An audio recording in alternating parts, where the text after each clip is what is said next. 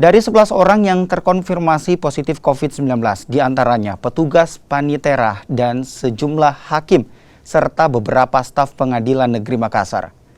Untuk menghentikan penularan klaster Pengadilan Negeri Makassar, petugas melakukan penyemprotan dan seluruh aktivitas di Pengadilan Negeri Makassar dihentikan untuk sementara. Akibat kejadian ini, ada 171 agenda sidang terpaksa ditunda dan salah satunya kasus sidang korupsi pembangunan Rumah Sakit Batua Makassar. Sebanyak kurang lebih 11 orang dan ada beberapa bagian, ada satu hakim yang terpapar positif dan selebihnya 10 pegawai dan honor yang terpapar positif COVID-19. Sehingga itulah menjadi pertimbangan Ketua Pengadilan Negeri Makassar kelas 1 khusus melakukan sebuah tindakan nyata dan real untuk melakukan lockdown.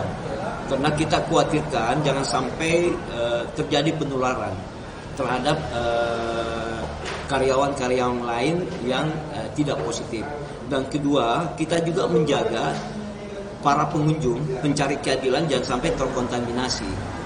Sehingga putusan-putusan itulah yang dilakukan oleh Ketua Pengadilan Negeri Makassar untuk melakukan lockdown selama mulai tanggal 25 Februari sampai tanggal 7 Maret.